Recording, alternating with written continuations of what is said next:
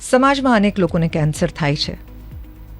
કેવી રીતે ખબર પડે કે મને પણ કેન્સર હોઈ શકે, જો મારે અર્લી ડિટેક્શનમાં અથવા તો સાવચેતીના કોઈ પગલાં લેવા હોય તો? સો પ્રેક્ટિકલી આપણે છેલ્લા 10 વર્ષમાં એવું જોઈ રહ્યા છે કે કેન્સરનું પ્રમાણ ખાસું વધ્યું છે. અને કેન્સરનું પ્રમાણ તો વધ્યું છે, એની જોડે જોડે જે કેન્સર પકડાય છે અનફોર્ચ્યુનેટલી લેટ સ્ટેજ ઉપર પકડાય છે.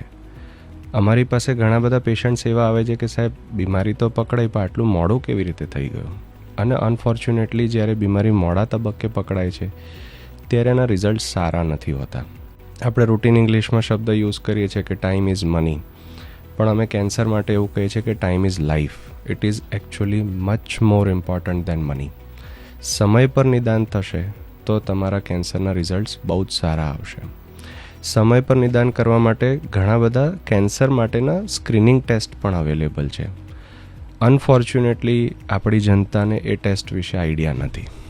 અને જો એનું નોલેજ હોય અને જો એ લોકો રેકમેન્ડ કરે રેગ્યુલરલી અને કરાવડાવે તો આપણે કેન્સરને બહુ જ શરૂઆતના તબક્કે નિદાન કરી શકીએ છીએ.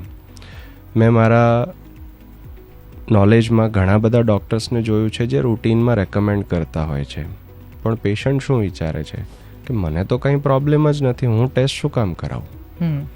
સો ટેસ્ટ વિશે કેવું છે કે ટેસ્ટ બે જાતના હોય, એક ડાયગ્નોસ્ટિક ટેસ્ટ હોય અને બીજું સ્ક્રીનિંગ ટેસ્ટ હોય. ડાયગ્નોસ્ટિક ટેસ્ટ એટલે શું કે તમને તકલીફ થઈ છે અને તકલીફના નિદાન માટે જે ટેસ્ટ થાય છે એટલે કે દર્દીનો ટેસ્ટ થાય છે. બરાબર. સ્ક્રીનિંગ ટેસ્ટ જે છે નોર્મલ વ્યક્તિનો ટેસ્ટ થાય છે. જેમ કે તમે ને હું અત્યારે બેઠા છીએ, આપણને કોઈ જ તકલીફ નથી, પણ આપણે અમુક ટેસ્ટ કરાવવા જોઈએ જેને કહેવાય સ્ક્રીનિંગ ટેસ્ટ. આ સ્ક્રીનિંગ ટેસ્ટ દરેક બીમારી માટે અવેલેબલ છે, એવું નહીં કે ફક્ત કેન્સર માટે જ અવેલેબલ છે.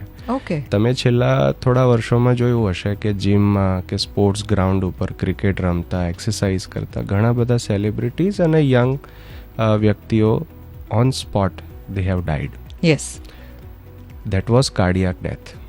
એટલે લોકોને એ જોયું અને એના પછી બીક લાગી, એટલે હવે લોકો શું કરે છે કે આજુબાજુની લેબમાં જાતે પહોંચી જાય છે without any test, without any recommendation, અને કહે છે કે અરે ફૂલ બોડી પ્રોફાઇલ મારે કરવું છે, કરી આપો ને કઈ ટેસ્ટ છે તમારી, કઈ પ્રોફાઇલ છે, યુ સજેસ્ટ મી. લોકો એ ટેસ્ટ કરાવે છે. What is the real purpose? કે હું ટાઈમસર જાણી લઉં કે મારા શરીરમાં કંઈ શુગર એટલે કે ડાયાબિટીસ, કોલેસ્ટ્રોલ, થાઇરોઇડ કે બીજા કોઈ પ્રોબ્લેમ્સ તો નથી જે મને અચાનકથી મારા હાર્ટ એટેક મને લાવીને મને ઉપર પહોંચાડી દે. બરાબર. સો એ છે બીક. સો અત્યારે જે લોકો ટેસ્ટ કરાવે છે જે હાર્ટ માટેના ટેસ્ટ છે એમને તકલીફ કોઈ નથી, પણ out of fear they are doing. Cancer માટે આવા કોઈ ટેસ્ટ છે એવું એમને નોલેજ જ નથી, એટલે આપણે એના વિશે ચર્ચા કરી શકીએ. તમે કીમો ડૉક્ટર તરીકે ઓળખાવ છો લોકોમાં, કારણ કે લોકો એવું માની લે છે કે કેન્સરનો એક જ રસ્તો છે, એક જ ઈલાજ છે કીમોથેરાપી, અને એની સાથે ઘણા બધા સ્ટિગ્મા છે, લોકો બહુ ડરે છે એનાથી. પણ હવેની ટેકનોલોજીમાં કીમો સિવાય પણ અનેક રસ્તા એવા આવ્યા છે કે જેને કારણે તમે ટાર્ગેટેડ કે ઇમ્યુનોથેરાપી કરી શકો. પણ આ બંને થેરાપી શું છે? હું મેડિકલ ઓન્કોલોજિસ્ટ છું. મારી પાસે 4 દવાઓના ઓપ્શન છે આજની તારીખે: કીમોથેરાપી અને હોર્મોન થેરાપી. આ 2 દવાઓ વર્ષો જૂની જાણીતી ઓલ્ડ ઇઝ ગોલ્ડવાળી દવાઓ છે. એના ઉપરાંતમાં ટાર્ગેટ થેરાપી અને ઇમ્યુનોથેરાપી બીજી 2 દવાઓ લેટેસ્ટમાં આવી છે. થોડી કીમોથેરાપીથી શરૂઆત કરું કે તમે જેમ કીધું એ પ્રમાણે બહુ જ સાચી વાત છે. આજની તારીખે બી અમારી પાસે કેટલાય પેશન્ટ્સ એવા આવે છે જે એવું કહે છે કે સાહેબ મરી જઈશ પણ કીમોથેરાપી નહીં લઉં. કેમ? તો કે મેં 15 વર્ષ પહેલાં મારા બાપુજીને કે મારા કાકાને જ્યારે એમના બીમારી થઈ હતી ત્યારે મેં એમની પરિસ્થિતિ જોઈ હતી, બિચારા બહુ હેરાન થયા. કદાચ સાચી વાત છે, એ ટાઈમે દવાઓ બહુ રો ફોર્મેટમાં, બહુ ક્રૂડ ફોર્મેટમાં હતી, ડિફિકલ્ટીઝ હતી. આજની તારીખે શું છે, દવાઓના ઘણા એડવાન્સ વર્ઝન્સ આવ્યા છે. સાદી ભાષામાં કહું તો પોલિશ્ડ વર્ઝન છે. સાઈડ ઇફેક્ટ્સ ઓછી છે. નવી ટેકનોલોજીનો યુઝેજ થાય છે, જેમ આપણે નેનો ટેકનોલોજી વર્ડ યુઝ કરીએ છીએ, તો ઘણી બધી દવાઓમાં નેનો ટેકનોલોજી સાથે દવાઓ આવે છે જેનાથી એ કણ એટલા નાના હોય, બાય નેનો વી મીન 10⁻⁹. સો એ કણ એટલા નાના હોય કે ખૂણે ખૂણા સુધી પહોંચે, નાની નાની લોહીની નળીઓના માધ્યમથી એ શરીરના ખૂણે ખૂણા સુધી પહોંચે. બરાબર. ત્રીજી વસ્તુ, અમે કિમોથેરાપીઝ અને બીજી દવાઓનું જે ઇન્ફ્યુઝન છે, પહેલાં આપણે સાદી સોયથી દવા આપતા હતા, બરાબર. પણ હવે અમે કિમોપોર્ટ, પીક લાઇન એવા એડવાન્સ વર્ઝન્સ છે જેનાથી આપણે જ્યારે દવાઓ આપીએ છીએ ત્યારે શરીરની નસોને એટલું નુકસાન નથી થતું અને આડઅસરો ઓવરઓલ ઓછી થાય છે. સો કિમોથેરાપીમાં પણ ઘણું બધું એડવાન્સ આવ્યું છે જે કદાચ લોકોને ખબર નથી, કારણ કે લોકો આજે પણ એમણે જે પાસ્ટમાં અનુભવ જોયા હતા એ અનુભવને જ મગજમાં તાજું રાખીને ચાલે છે. કરેક્ટ. બીજું છે હોર્મોન થેરાપી. હોર્મોન થેરાપી પણ કિમોથેરાપીની જેમ વર્ષો જૂનીને જાણીતી છે. હોર્મોન થેરાપીની લિમિટેશન છે, શરીરમાં જે અંગો હોર્મોન ડ્રીવન છે એમાં જ એ હોર્મોન થેરાપી કામ કરે છે. જેમ કે પુરુષના શરીરમાં મેઇનલી પ્રોસ્ટેટ કેન્સર, સ્ત્રીના શરીરમાં breast cancer, uterine cancer, ovarian cancer, અને બંનેના શરીરમાં કોમન જેમ કે પિચ્યુટરીના ટ્યુમર્સ છે, થાઇરોઇડ ગ્રંથિના કેન્સર્સ છે, એડ્રિનલ ગ્રંથિ જે કિડનીની ઉપર આવેલી ગ્રંથિ છે એના કેન્સર્સ છે, એ બંને શરીરમાં, બંને સ્ત્રી પુરુષમાં કોમન છે. સો હોર્મોન થેરાપીની લિમિટેશન એ છે કે બહુ લિમિટેડ કેન્સર્સમાં યુઝેજ છે એનો, અને પ્લસ પોઈન્ટ એ છે કે એની આડઅસર ઓલમોસ્ટ કશું નથી. એટલે તમે 90 વર્ષના દર્દીને પણ પ્રેમથી જે પથારીવશ હોય એમને પણ આપી શકો. હવે નવી કંઈક ટેકનોલોજીની ચર્ચા કરીએ કે જે છે ટાર્ગેટ થેરાપી. ટાર્ગેટ થેરાપી શું છે? તો કે શબ્દમાં જ લખ્યું છે ટાર્ગેટ. ટાર્ગેટ એટલે નિશાન. તો હવે નિશાન શું છે? તો કે આપણે શું કરીએ છીએ કે વર્ષો પહેલાં આપણે બાયોપ્સી કરતા હતા અને બાયોપ્સીમાં જે પ્રકાર આવે એ પ્રકારના આધારે આપણે થેરાપી ડિસાઇડ કરતા હતા. આજની તારીખે પણ આપણે કરીએ છીએ, આપણે મૂકી નથી દીધું. પણ એડવાન્સ શું કર્યું છે, તો આપણે એ જે ટ્યુમર ટિશ્યુ કાઢ્યું બાયોપ્સીમાં, જે તમે સેલ્સ લીધા એ કેન્સર સેલ્સ છે, એ કેન્સર સેલ્સને તમે મોકલ્યા જીનેટિક એનાલિસિસ માટે. દરેક ટ્યુમરની સામેની જીનેટિક પેનલ ફિક્સ છે. ખબર છે કે આ ટ્યુમરની સામે આટલા જીન્સ જે છે કલ્પ્રિટ હોઈ શકે છે. તો એવી પેનલ્સ છે ને, અમુક panels they are very comprehensive, જેમાં આપણે લગભગ 500થી ઉપર જીન્સ ચેક કરતા હોઈએ. તો આપણે ઈચ્છીએ છીએ શું એમાંથી? આપણે જીનેટિક એનાલિસિસ કરીએ છીએ. We are trying to reach to the root cause, કે કયું જીન ડિફેક્ટિવ હતું અને કોની ભૂલના કારણે આ કેન્સર થયું, કઈ ડિફેક્ટના કારણે આ કેન્સર થયું, પહેલી વસ્તુ. બીજી વસ્તુ, આપણે એ જીનેટિક ડિફેક્ટની સામે દવા ડેવલપ કરવાનો પ્રયાસ કરીએ છીએ. અને ઘણા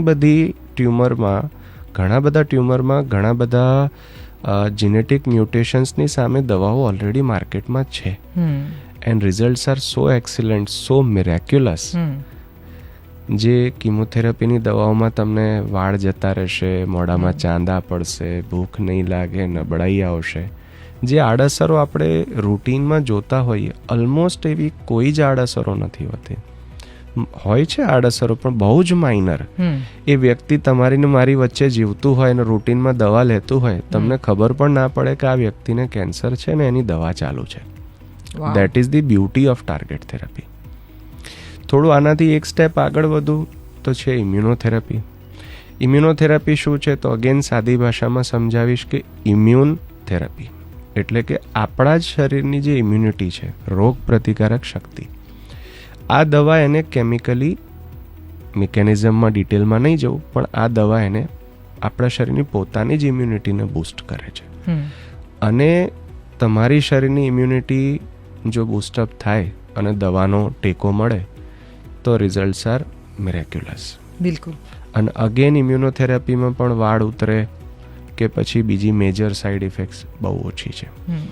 સાઇડ ઇફેક્ટ્સની શક્યતાઓ 3%થી પણ ઓછી. એટલે આજે હું 100 પેશન્ટ્સને હું ટ્રીટમેન્ટ આપતો હોઉં તો 3 કે કદાચ વધીને 5 દર્દીને તકલીફ થશે. બાકીના 95% કે 97% દર્દી જે છે મજાથી તમારી મારી વચ્ચે ફરતા હશે, કદાચ ખબર પણ નહીં પડે. એટલે હવે કેન્સરથી પહેલા જેટલું ગભરાવાની જરૂર નથી. ઓબ્વિયસલી નહીં. સો આપણી પાસે ઓવરઓલ કેન્સરમાં બહુ જ સારી સુવિધાઓ અવેલેબલ છે. સર્જન્સની પાસે જે ઓલ્ડ વેમાં સર્જરી કરતા હતા એના કમ્પેરિઝનમાં મિનિમલી ઇન્વેઝિવ સર્જરીઝ છે. લેટેસ્ટમાં રોબોટિક સર્જરીઝ કરે છે. બહુ જ એક્સિલન્ટ આઉટકમ્સ છે. હમણાં જ રિસન્ટલી અમારા ત્યાં 90 વર્ષના પેશન્ટની રોબોટિક સર્જરી થઈ. તમે વિચારી પણ શકો કે 90 વર્ષના દર્દીની આપણે સર્જરી કરાવી, આપણે પહેલાંના જમાનામાં એવું કે બે ઘેર રાખો ને સેવા કરો ને, સાચી વાત. બીજું શું, હવે આટલી ઉંમરે બીજું શું ઈચ્છા છે તમારી. સો સર્જન્સ પાસે આ નવીનતમ ટેકનિક્સ છે. અમે મેડિકલ ઓન્કોલોજિસ્ટ પાસે મેં ઓલરેડી તમને જણાવ્યું એ રીતની એડવાન્સ મોડર્ન દવાઓ છે. જી. રેડિયેશન ઓન્કોલોજિસ્ટ પાસે એટલી એક્સ્ટ્રીમલી પ્રિસાઇઝ રેડિયેશનની ટેકનિક છે કે તમારું ટ્યુમર કોઈ એક મોતીના દાણાની સાઇઝનું હોય ને તો પણ આજુબાજુના ટિશ્યુને ડેમેજ કર્યા સિવાય એટલા પ્રિસાઇઝલી એ પાર્ટમાં રેડિયેશન આપીને એને કિલ કરે. રાઈટ. સો અત્યારના જમાનામાં જે કેન્સરના જે રિઝલ્ટ્સ છે, ટ્રીટમેન્ટના જે આઉટકમ્સ છે, દે આર રિયલી એક્સલન્ટ. અને ડેફિનેટલી હું તમારી વાત જોડે અગ્રી કરીશ કે કેન્સરથી ડરવાની જરૂર નથી. Cancer is no more cancel. Zydus Hospital presents RJ Devki के साथ छुपाना बंद बताना शुरू, छुपाना बंद बताना शुरू.